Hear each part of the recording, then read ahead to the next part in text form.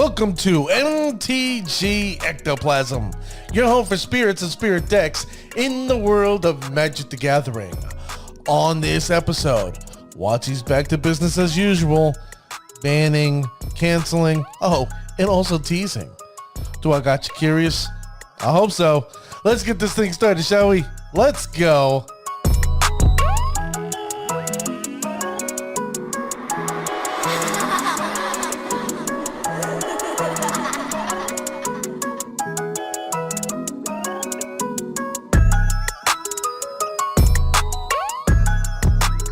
Thank you, ladies and gentlemen, for joining me on this episode. I am your host, Dwight, aka D Blanco, a medium that wears an extra large. You can reach me out on Twitter at MTG Ectoplasm. Please follow. I'd appreciate it. Then I got my email. Look, I'd like to hear from you. mtgectoplasm@gmail.com. Throw me a line. Tell me what you want to hear, what you want to know. Hey, I'm here for you. And also, mtgectoplasm.com, where you can see my latest and greatest episodes. And if you want to donate or sponsor the show, you can gladly do that there. Also, ladies and gentlemen, if you're listening on your favorite podcast streaming thing, please subscribe to the show. I would gladly appreciate it, because let me just tell you, this is the #1 show nationally and internationally around the world dealing with spirits and spirit decks. And you know what? It doesn't get better than this, ladies and gentlemen. So I want to thank you, all my listeners, nationally, internationally, listen to the show, the thousands and thousands of you. I am humbled, literally humbled, and I am appreciative. Now, ladies and gentlemen, I do have a sponsor for the show, and it's my friends at Rec Productions. Rec Productions is an awesomely disruptive crew of digital and media and lighting production enthusiasts. They produce killer audio and video content for business, artists, and anyone who else wants to be heard and seen. For more information, visit their website, www.recproductions.com. That's www.rec productions.com. recproductions.com. Check them out. And like I said last week, I do a show with them on their Twitch channel, the Rec Productions on Twitch, Friday nights at 9 p.m. Eastern. I do a show called The Weekly Catch Up, hosted by Handsome and the other guy. And like I keep on saying, you know who the handsome guy is. I'm just saying. I have a handsome voice. And then also on there, I do 2 cute skits. One's called Sexy Time with Dwight, which you're going to go, oh my God, that's a lot of Dwight. And then Moist Thoughts, you know, relax there, ladies and gentlemen. Don't get crude on me, but I promise you, there are moments where you'll laugh. There's moments where you'll go, what the hell are they doing? And, the whole point is, we're just having fun, just talking, debating, and just, you know what? Enough of the negativity in the world. Now, ladies and gentlemen, I have now done the pleasantries. I've discussed what I wanted to discuss early with, sponsors, the other project that I'm working on right now. I'm working on tons and tons of projects, plus me with nursing school. So let me begin by saying, WotC. WotC has been up to shenanigans as of late, and today, May 19th, which you guys will be hearing May 20th, unfortunately,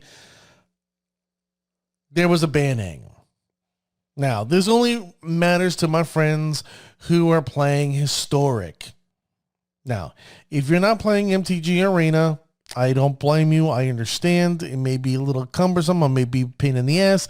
But, it's Magic the Gathering that you play on your computer, on your cell phone. So that means if you're, a little indisposed, let's say, in the bathroom, and you don't want to get a game of Magic, and you can do that there using Arena. Now, today's announcement in Historic says that Thassa's Orcale. I expected another card, but Thassa's Orcale itself has been banned, in the date when it goes into effect is tomorrow, May 20th, 2021. This is what WotC has said. While Thassa's Oracle is a powerful card that created combo decks across multiple formats, until recently, it wasn't a force to be reckoned with in Historic. However, with the reprinting of Tainted Pact and the fine-tuning of the archetype, we've seen the rise of the 2-card combo in Historic to the point that half the field for the past League weekend utilized this combo. Due to the power of the 2-card combination, and because we expect that Thassa's Oracle is likely to cause problems down the road as Historic continues to add new cards, Thassa's Oracle is banned in Historic. The changes will go into effect tomorrow, May 20th, 2021. Now, I applaud Wizards for going out there and banning. If you see something that, is going to end up being a issue in the long run, get rid of it ASAP. Now, my concern is, did you really have to take out Thassa's Oracle? We couldn't take away Tainted Pact? Really? But you know what? All I can say is WotC knows what's coming down the pipe or pike. I don't know the terminology. The English is such a very difficult language. But it's coming down the road. And obviously they're aware of something. And they're like, Thassa's Oracle right now is a pain in the ass. And you know what? We're better off just getting rid of it now. Personally, I would have gotten rid of the Tainted Pact, but who am I? I'm a nobody. I'm just an individual you choose to listen to every time I put a podcast out, and I appreciate it. Now, this brings me to one thing that strikes me. They're complaining about how, due to the power of a two-card combination, they didn't expect the power. Well, Wizards, if you have a problem with a 2-card combo, okay, in the world of Magic the Gathering, Heliod Company, just saying, hashtag just saying, Heliod Company, Heliod, okay, and you could put the Spike Feeder, or Heliod with Walking Ballista. It's okay in Modern. It's okay in Modern, Wizards, right? But we can't have a 2-card combination in Historic. Oh, no. Not in our baby arena where, you know what, we want everybody to go and play because, there's still a pandemic and nobody's really, paying too much attention to MTGO. Because that's where we want everybody to go to arena, not MTGO, right?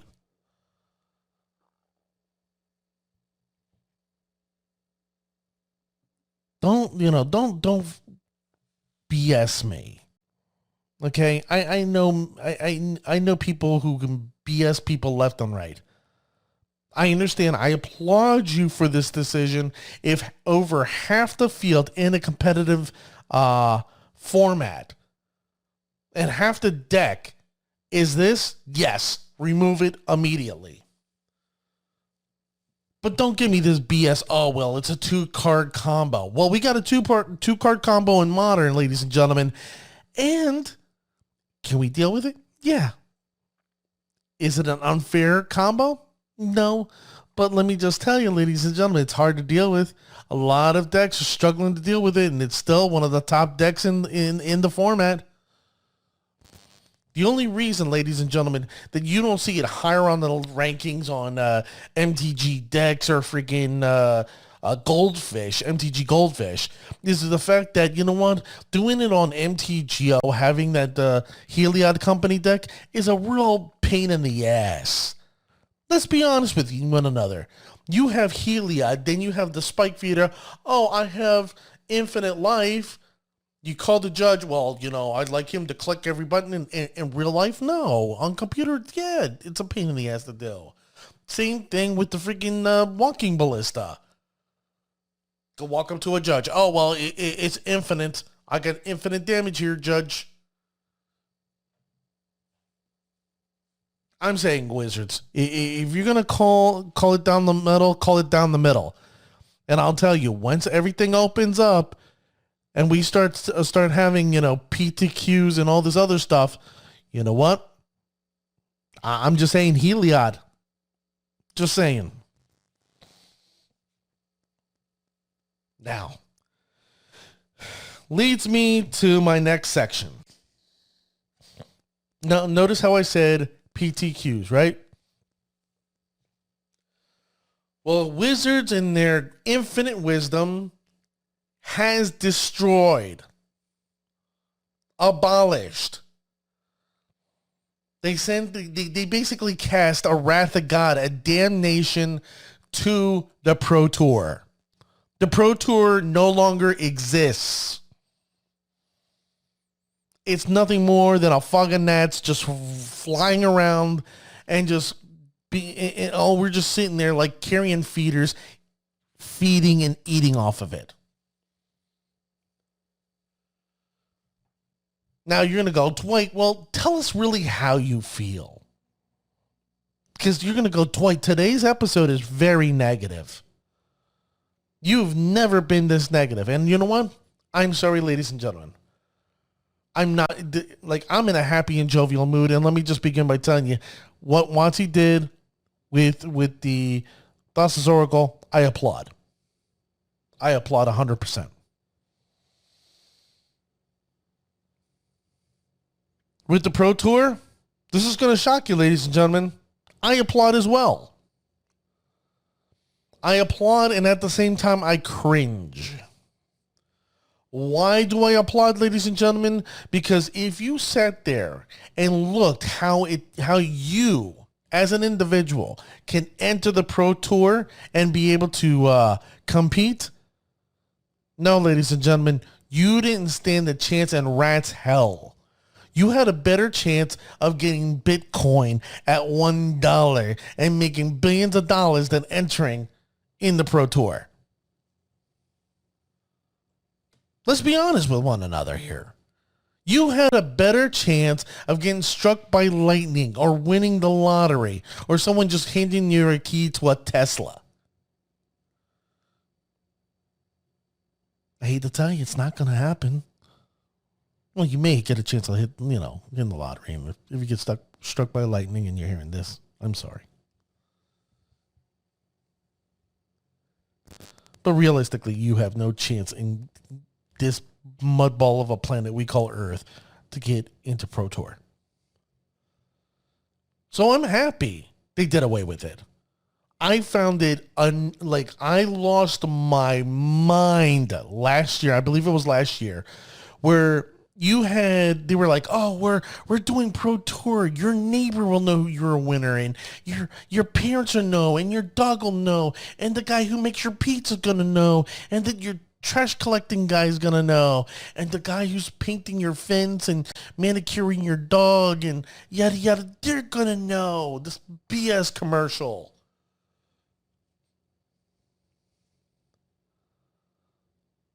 I'm actually thrilled they got rid of it, because now it seems to me, I feel they're going to start opening up for opportunities like for the common man, the working guy, you, me, the common individual, ladies and gentlemen. And I want to see where Watsy is going to do. Are they going to sit there and expect and demand that Star City and Channel Fireball continue their things? Or are they going to actually sit there and actually be about it? Watsy has been hands off, honestly, about Pro Tour because they took away what? They took away worlds. They took away states. They took away this. They took away that. Now, what upsets me about this is I feel bad for the Pro Tour player. I'm happy it's gone. The Pro Tour is gone and they're going to rebuild it. I'm thrilled about it. But I feel bad, ladies and gentlemen, for the poor Pro Tour player. It's not their fault. They just lost their job. And especially in this economic time right now, I feel 100% bad for them. They had, like, for once, WotC was actually putting up money where people could live off, off the game. They could support a family, buy a house, have a dog, and be married and have kids, and be able to play competitive Magic the Gathering. I feel bad for them. I know some of you are like, well, at least it's not me. But sometimes this is where we need to humble ourselves and actually put ourselves in our brethren's position. Hate to say WotC, I don't like to curse. I really, ladies and gentlemen, you've seen me on this show and I really bite my tongue. But WotC, you fucked up. God, man. You really did those people dirty. And they busted their ass to promote your game. And the only reason why I honestly enjoyed watching Pro Tour is because you get to see some of the best, the strategy, the insight. You know how I talked last week, ladies and gentlemen, that I thought it was a moral imperative that, you as spirit pilots out there should be streaming more and putting yourselves out there so we can learn from you. And if we have advice, we can suggest it to you so you can better your skills. This is a brotherhood of spirits, right? We should help one another. The Pro Tour is that same way when we look at these people, these pillars, these Hall of Famers, some of the best players that, like, some of the thought processes, I'm telling you, like, I think I usually think outside of the box. Like, these people are playing 3D, 4D chess. Okay, and I'm playing checkers. And it upsets me now that I'm not going to see that anymore. But WotC didn't help either.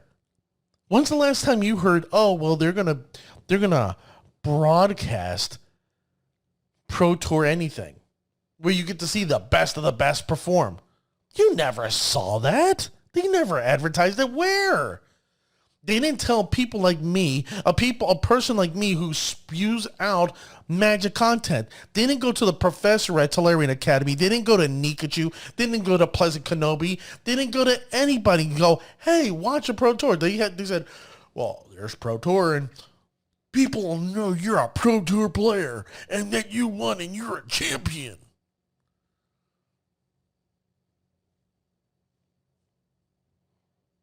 And the worst part, ladies and gentlemen, like 2 years ago, what made me livid about the Pro Tour is that they had a gentleman, an individual, come in to the Pro Tour, all right, who was like a champion of another game.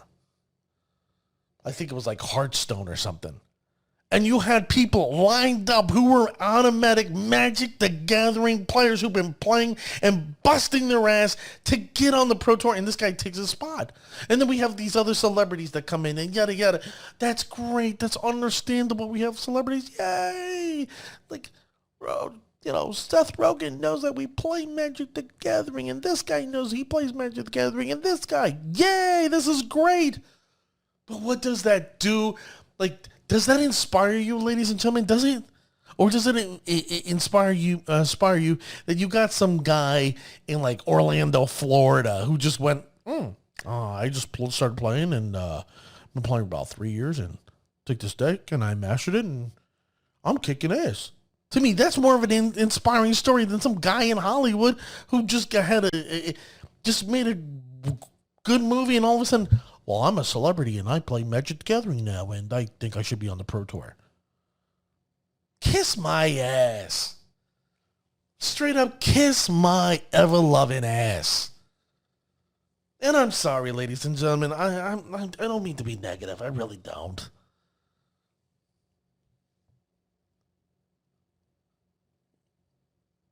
I'm just frustrated with them. I love this game. I love this game more than any other game that I've ever played. Do I consider myself good? Yeah, I think I'm a good player. Do I think I'm great? Well, compared to my friends, hell yeah. I know they're listening like, wait, you piece of excrement. Yeah, I think I'm better than them. Do I think I'm better than people that I face at LGSs? Sometimes. There are a handful where I'm like, I got an easy victory here. Others, I'm like, okay, this is a Pro Tour guy, or this is a guy who plays competitively. Yeah, I got to be on my P's and Q's here. I'm honest. Do I think I'm a Dr. Queller? Do I think I'm REMF? No, I'm not on their levels. I wish I was. But I'm trying. I'm trying every day. I'm getting better. Me busting my ass working from 8 to 5 o'clock in the afternoon, going to school at 5:30, coming out at 10 o'clock, and then doing podcasts and then trying to play. You know what? I'm busting my ass here, ladies and gentlemen. And you know what? I love this game, and I'll keep on playing till the day I die. That's how much I love this game. So let's move to positive things. Okay, let's get our chakras ready. Let's think positive thoughts. Breathe in through the nose, out through the mouth, and if gas comes out your back end and you have flatus, that's okay too. Okay. Enough of the silly stuff. Now, third segment. Our friend Mark Rosewater decided he wanted to do some funny shenanigans that he did during what? Strixhaven, and said, hey, I'm going to release teasers. Well, ladies and gentlemen, I have here in my hands I have 2 pages and then a whole bunch of X's. 3 pages of X's, which I don't know why I have 3 pages of X's. But I have two pages and 3 X's of 3 pages of X's. And I mean like X, X, X, X, X, X, then 7. Okay, so let me begin. Mark Rosewater decided, hey, before previews come out, I'm going to give you teasers to let you know what things you should consider or see, these little tiny hints, before things start getting spoiled. Because spoiler season is near, it's it's either today when you listen or tomorrow. And it's like you, ladies and gentlemen, I am excited. I've been waiting for Modern Horizons 2 since the release of Modern Horizons 1. Why? Because I want that Azorius Horizon land. Desperate for it. I play Azorius Spirits, and I need that Azorius land. Why? Because I think it's key, essential, and I think it'll complete my deck and make that deck better.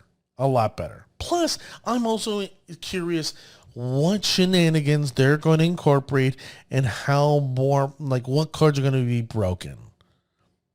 That one creature, Hogak.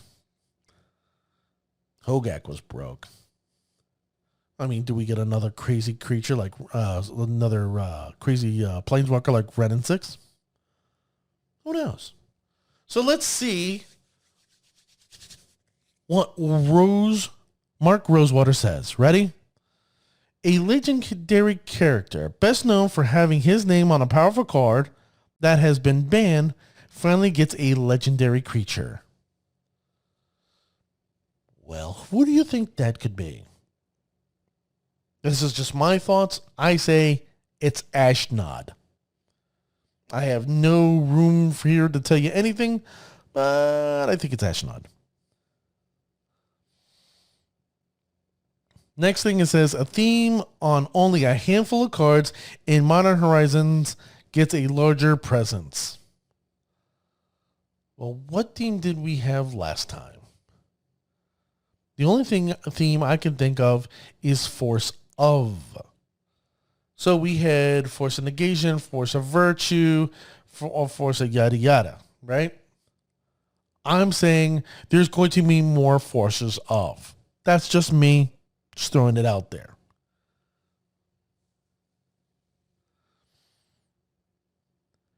Next one is a frog 26 years in the making.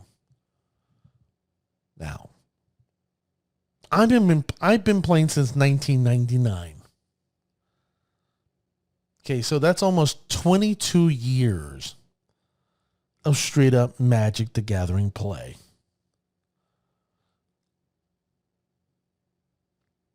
$26? I have not a clue.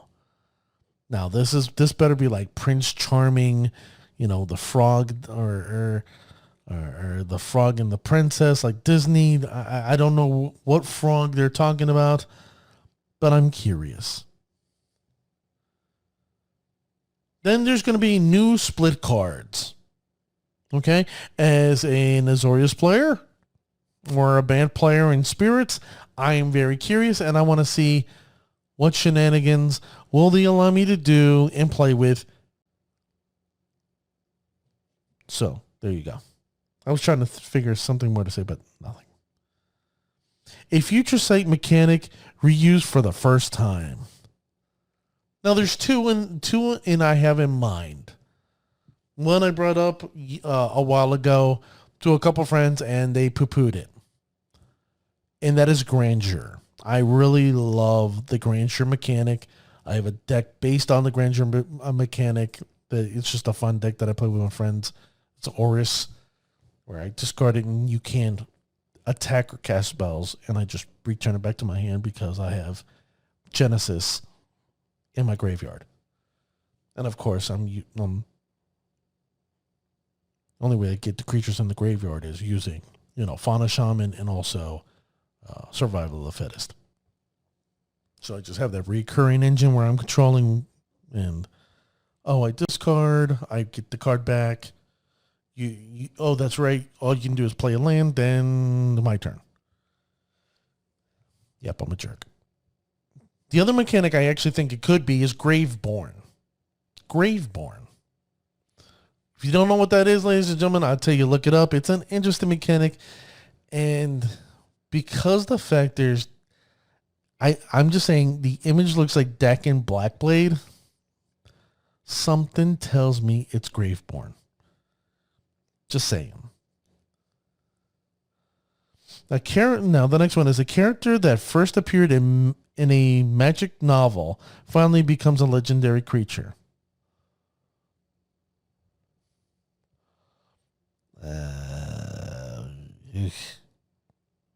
I'll be honest with you. I didn't read any of the novels. I wanted to. I started collecting the books, but never read any of the novels. So, with that being said, that's going to be a new one for me.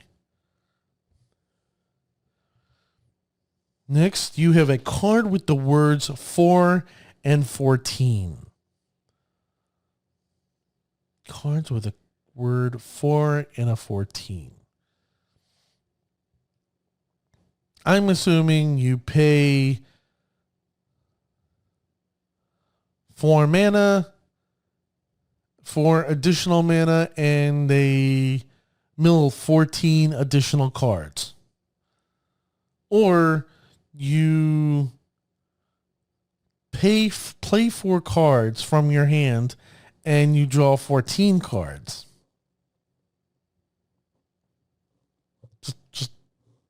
Just spitballing here.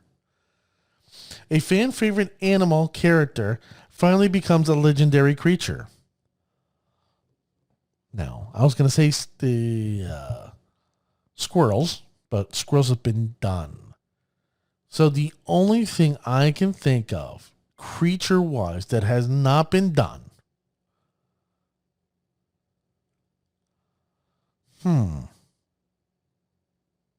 I think a fish. We haven't done a fish yet. Or, maybe a fish. What else? Oh, that's so tough. A goat. Maybe a goat. A goat would be interesting. A legendary goat creature.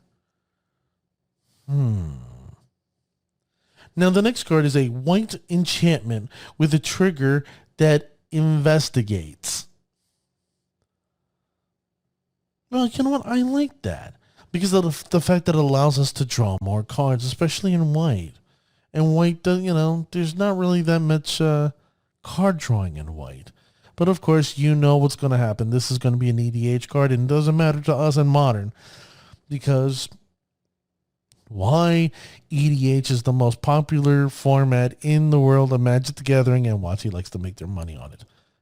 Screw Modern, even though this is said is on Modern Horizons. Go figure.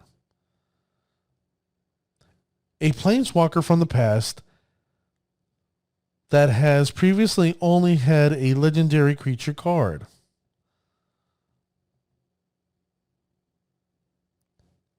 I got two ideas here.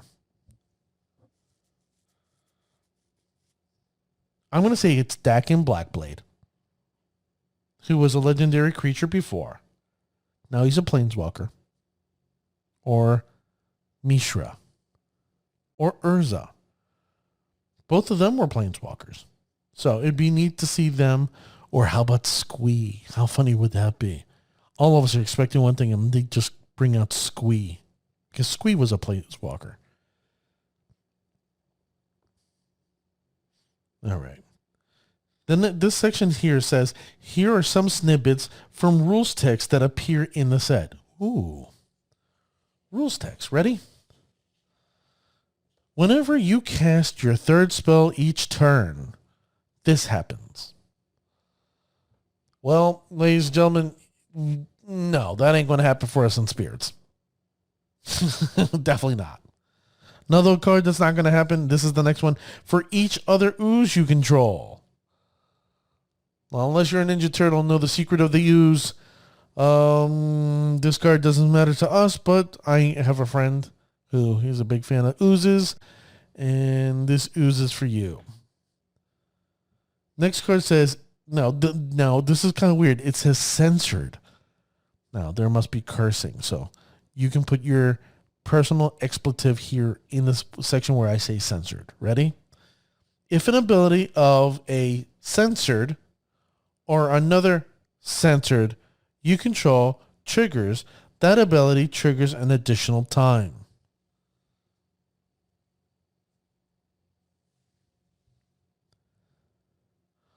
I want to say land or artifact. Land or another artifact. That's just me. Just throwing it out there. That's just me. Next thing says, this ability costs one less to activate for each +1/+1 counter on creatures you control. Now that scares the hell out of me because didn't we just sit there and talk about affinity?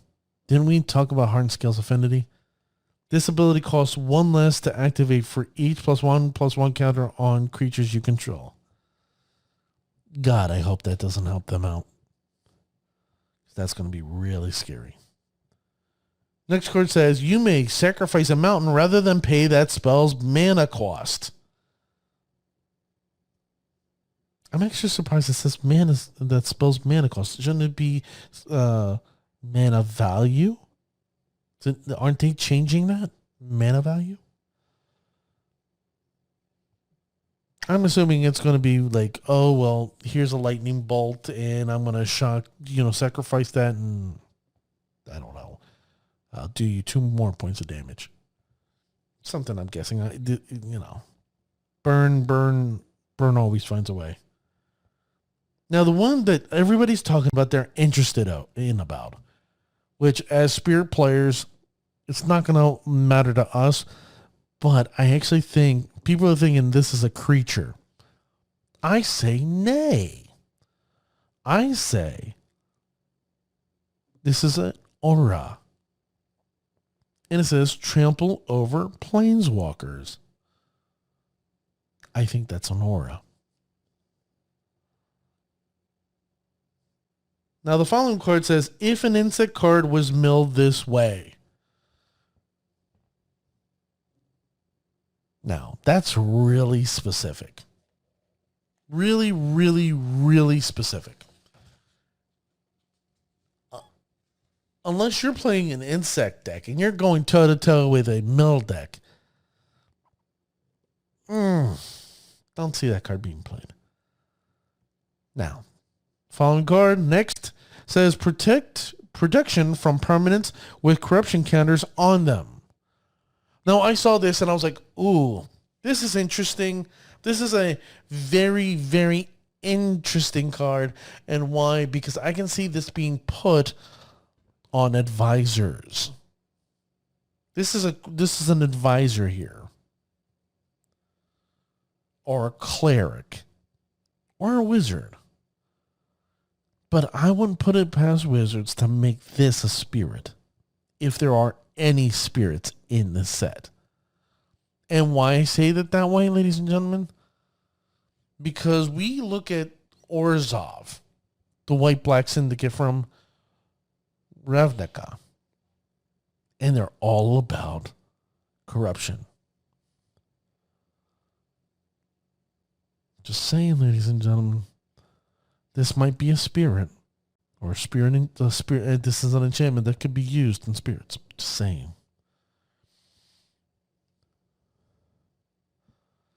Next card says, choose a number between 1 and 5, flip that many coins. Well, since I'm not a coin flipper and I don't take any, I don't believe in chance, and I make my own chances, I make my own fate, I make my own destiny, this is not a card for me. Maybe for you if you had that card where you have that goblin's thumbs, one thumb and then the other thumb. My boy likes that card. My boy Mike. I'm like, meh. Instead, create one of each. That's the next card. Instead, create one of each. Obviously, to me, that's a blue card. I'm going to actually say that's a Simic card. I'm going to say that's a split card and it's a Simic.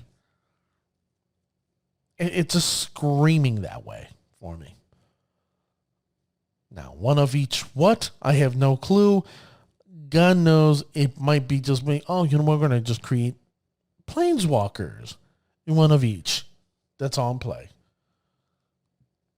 Could be interesting. Could be scary. Now, this is another section here in the teasers. It says, here are some type lines from this set.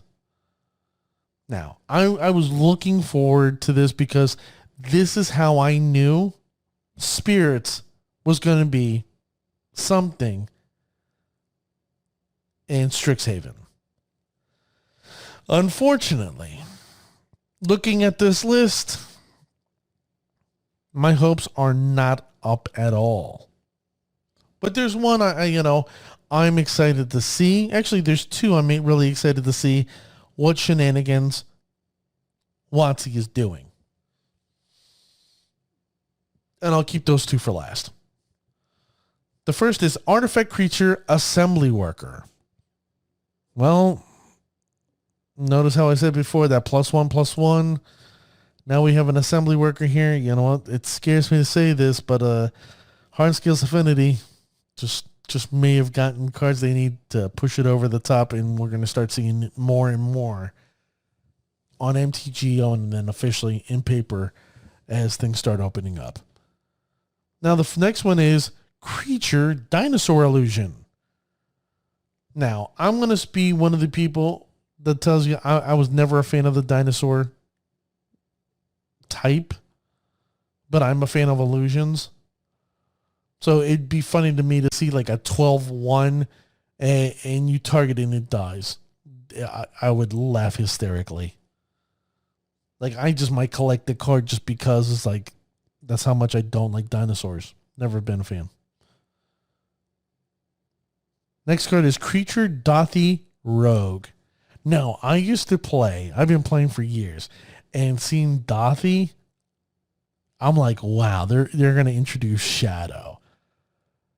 Now, I'm like, Shadow should be spirits. This is screaming spirits. We should have a spirit. No, Dothy lives they're rogues that live in between planes, and that's why we can't block them, and we got to take their hits. So I'm really interested to see the Dothy return. Now the next one is Creature Skeleton Shaman. I'm interested because, I like skeletons. I like shamans. Keep an eye out on this one. I have a weird feeling about this one. Especially since they had that skeleton elemental that was, the Blightning. And that, wasn't, I personally love that card a lot, but it's not great, but interesting. I think the skeleton shaman is going to be like that. Now, next creature is Elemental Incarnation. Okay, you hear me, right? I'm doing cartwheels because I haven't seen an incarnation in almost a decade. And that's how thrilled I am to see another incarnation. Elemental's cool. I have no problems, but incarnations... Next is an artifact creature, Clumir. I think this is going to be a cute card. I hope it's like a little 1/1. You sacrifice and draw a card. I like that. Next card is legendary creature, Snake Elf Scout. Snake Elf Scout. I don't know what the hell's going on there, but this better be a Simic card. Because if these people were making babies, I hate to look at the mommy or the daddy, because God forbid that right there is sexual harassment on many different levels. Next card is a legendary Squirrel Warrior. Now, I'm assuming this is the card. This is the image that we've seen on the packaging. I don't know if you've seen the imaging. There's like a squirrel, and then you see a merfolk, and then you see something else, and then you see Dakin the Blackblade. I think this is the legendary creature Squirrel Warrior. Excited to see that. Now, these are the two that I'm mentioning that I'm leaving for last because I'm sitting here, I'm excited about. And the first one is Tribal Artifact. Now, mind you, Tribal, haven't seen Tribal since the days of Lorwyn. So, Tribal Artifact. So that definitely makes Tarmogoyf a happy boy. But then it's a Lurgoyf. Oh no, it's another creature. But hold on, it says Tribal Artifact, and it doesn't say creature, it says Lurgoyf. Why? Because it's going to do the same thing as Tarmogoyf. The only difference is, ladies and gentlemen, you're going to have to pay mana to make it a creature. This is the one where I think the 4 and 14, you have to have 4 different card types in the graveyard, and it's a 14/14. Just saying. I don't know what's the bells are ringing in my ear. Just saying. And then finally, the one I know a lot of you, because I know a lot of you came from merfolk into spirits. I know a lot of you are like, you have a soft spot for merfolk like I do. Legendary creature, merfolk god. A merfolk god. I thought Thassa was the merfolk god, but she's the god of the sea. So we have to have a god of merfolk. Hey, Watsy, here's a question for you.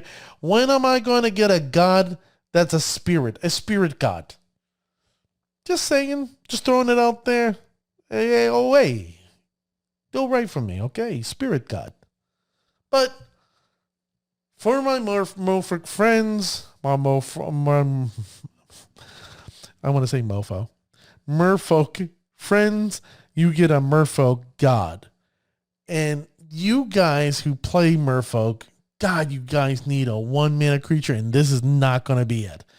And I feel bad because I have a feeling this is going to be nothing more than an EDH commander card and nothing you're going to ever use in commander. I mean, use in modern.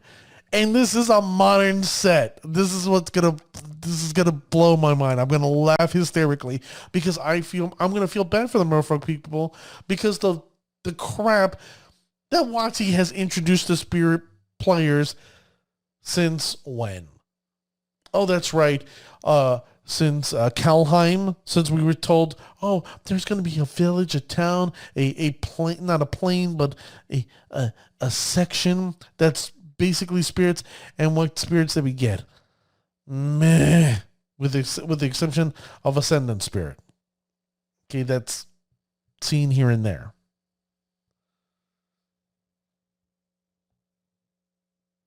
But what other spirit has there been? Nothing. Then we were told Strixhaven, we got spirits. Woo! Yeah, baby. Yeah, they ended up being Boros spirits, or I can't say that. Lorehold spirits. And yeah. It's like I'm dropping the soap at a prison and I'm just yeah, pal. Mm-hmm. No bueno. That's all I'm going to say. No bueno. Then this all ends up with, finally, here are some mechanics in the set. Now, there's over 50-something mechanics in the set. It's ridiculous. Ridiculous. I'm assuming Flash is going to be it. And then I can see Flying. I can see Indestructible. One that scares me is Annihilator. I can see Annihilator back into this. Hell, the one I'd be worried about is if it's that 4 and 14 and you see Annihilator 14. Ooh, chacho. That hurts my soul. So, they have 50-something. That's where all those little X's are. Finally, here are some mechanics in the set. I replaced all those letters with X's. So, do you have XXXX? Then quotation 4, and then XXXX, quotation 5, and they went all the way to the last number of 15, which I think is a mountain cycling. Just throwing it out there.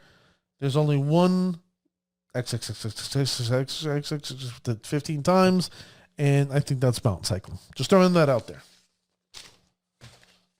So, ladies and gentlemen, that's it. That's what I have for you. When it comes to Modern Horizons 2 teasers. Woo! Yay! Teasers! Yay! Oh, yeah! Or are you more expecting...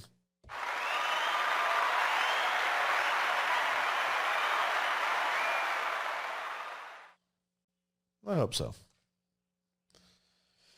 Now, unfortunately, it's late at night.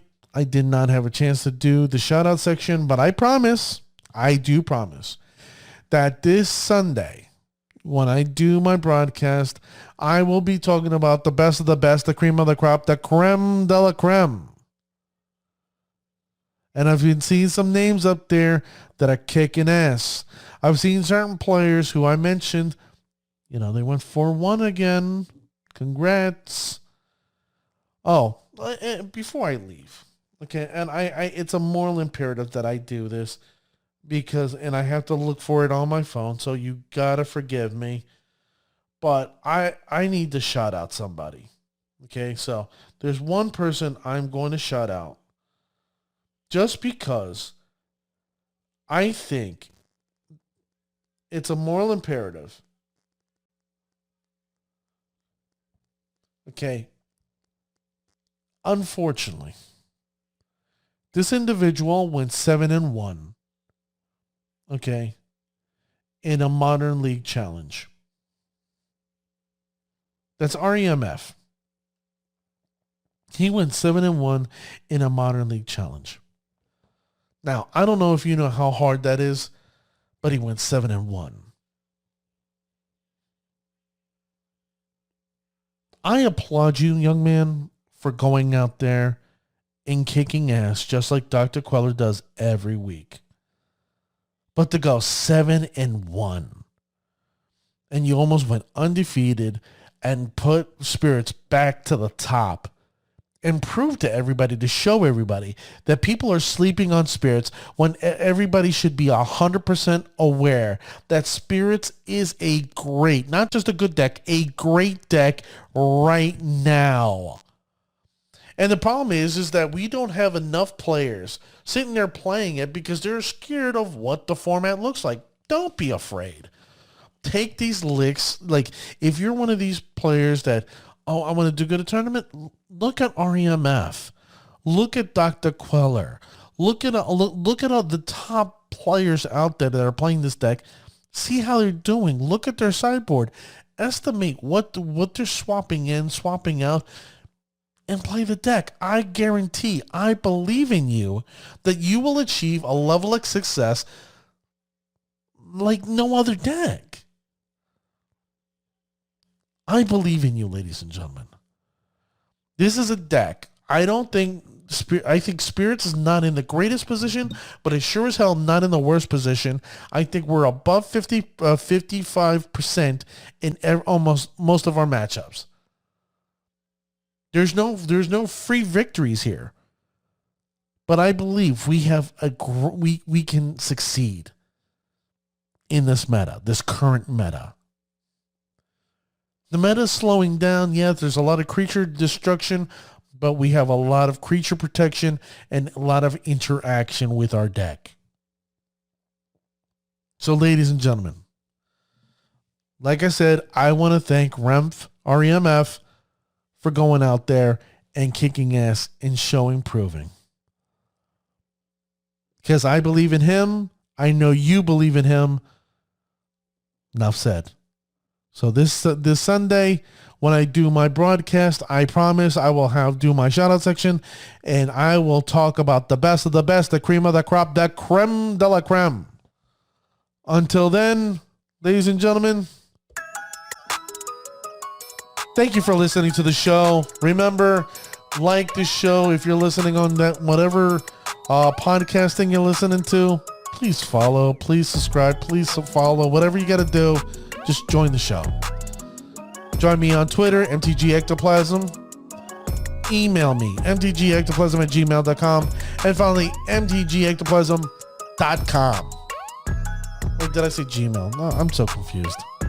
You know, it's one of these episodes where it's just, yeah. You know what, ladies and gentlemen? I'll see you next time. All right? Good night.